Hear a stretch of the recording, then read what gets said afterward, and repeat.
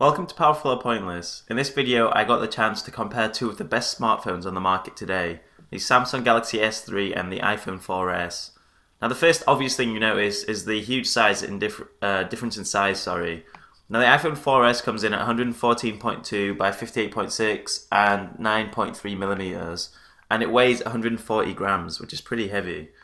Now it has a 3.5 inch screen with a resolution of 640 by 960 and a pixel density of 330 ppi. Now compare that to the Samsung's huge 136.6, 70.6 and 8.6 millimeters, which is actually slightly thinner than the iPhone but a lot wider and taller, and 133 grams it weighs, which is actually less than the iPhone, so they've done a good job there. Now the Samsung, the benefit of the huge size of the phone is the screen obviously, which is a 4.8 inch screen with a full HD resolution of 720 by 1280 pixels, and it has a pixel density slightly lower than the iPhone at 306 ppi. Now, when I'm talking about size, I'm going to mention two differences as well. The back cover can come off the Samsung, so you have access to the battery and you can put a micro SD card in there, memory card. You can't do that on the iPhone, and both phones use micro SIMs. Now, do I prefer the larger size? Yes, there are huge benefits to having a big screen, but when using the phone with one hand, it's much easier to use the iPhone when you can reach the corner with your thumb and stuff, and it's not as easy on the Samsung because of the large screen, obviously. But there are benefits of having a huge screen at the same time. So now we're getting on to the differences between the operating systems, and I've got in the video now, you can see this pop-up play thing with the video. Now one thing with that is you can only use the Samsung video player to do this video thing. Although it's amazing, I'm never going to use it because I only ever watch YouTube videos, and that doesn't work with this pop-up play thing. Yeah, so one major difference with the operating system is the way you can organize the screens, and as you might have seen in the background, I've tried to put the same apps in the same places on both phones, so you can organize them exactly the same. But the difference is on the iPhone, everything you see on the apps page is everything on the phone, whereas on the Samsung you can hide stuff in the apps menu and then have loads of stuff on your home pages too. So there's also the difference of widgets, which can be very useful, so you can create a calendar widget, for example, that just instantly shows you what's coming up, whereas on the iPhone you'd have to go into the app and then see what's coming up on your calendar. So much more customizable on Android devices, and it works really well on the S3. Now I'm just showing you browser speeds right now, loading Powerful or Pointless, and you can see speeds are pretty much the same. Zooming in and out is smooth on both phones. Now one thing I noticed, zooming out, as you see on the Samsung there, the screen disappears for a split second, whereas on the iPhone it doesn't, and I don't know why that happens because the S3 is much more powerful. I think it's just the way the browsers work on Android. But both amazingly fast browsers, and obviously I'm showing you here zooming in, you can see that the text is really clear as well. So now onto the power of the phones. Now the power of these phones are very different, but actually the performance is pretty similar. So I'm just going to bring up GTA 3 on both phones to show you how they run on the Samsung and the iPhone while I tell you about the power.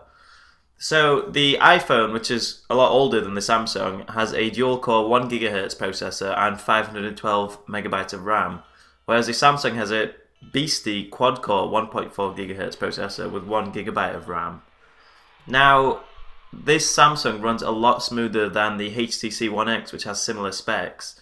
And actually the 4S seems to run a bit quicker than that too, especially when playing GTA 3, which I kind of use as a test to see how smooth phones can run decent graphic games like this. So actually on both of these phones it runs pretty smooth, but I was impressed with the Samsung because I thought it might be more like the HTC One X, which was a bit jerky at some points playing this game. But you can see right now in the background, extremely smooth, not a problem whatsoever. And you can see I can drive like a demon as well. So I'll just show you the same on the 4S as well. Let's get the screen flipped back up. So again, buttery smooth, not a problem whatsoever. And again, you'll see my driving skills on camera as evidence. There we go. So yeah, although there is a big difference in power on paper, performance-wise, there isn't that much difference. I don't know if that's because of the software used, the operating system might be more efficient or whatnot. But either way, both of these phones are extremely smooth. Never had a problem with either of them being slow or anything. So if power is what you're after, then these are the phones you want to be going for. So let's just take a look at the cameras on both the phones. Their specs are similar, but the actual interface of taking the photos are very different. So they both have 8 megapixel cameras, and they both record video in 1080p at 30 frames per second, and they both have secondary cameras. Now I'm just showing you here the interface on the iPhone. It's very basic, there's only a few little settings you can change, but the shutter speed is very quick as well. I did a few quick shots there. And it can take photos very quickly, not a problem with that.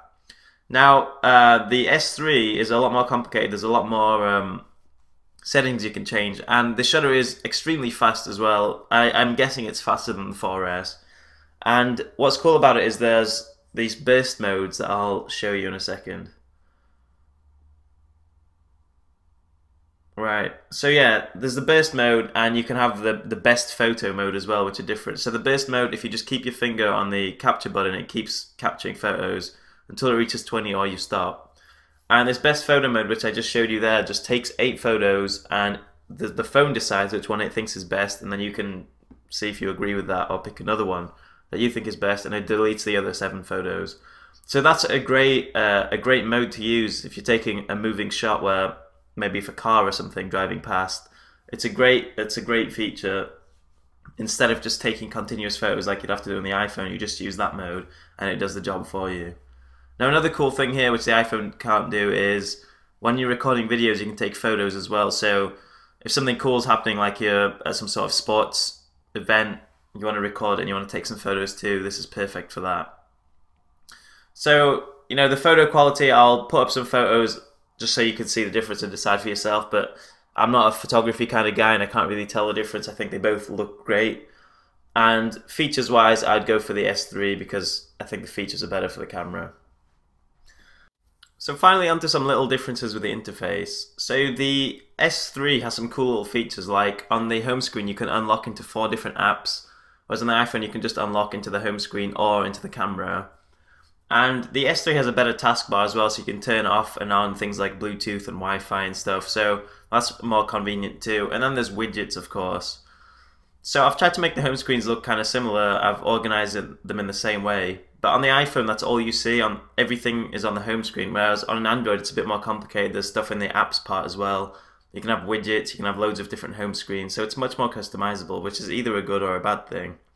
Now, if someone was to ask me which was the better phone, I'd have to say the S3. It's better on paper, it runs perfectly smooth, it does everything the 4S could do. But what do I use day to day? The 4S. That's purely because of the app ecosystem and because I'm used to iPhones and because I really prefer the smaller size of the phone.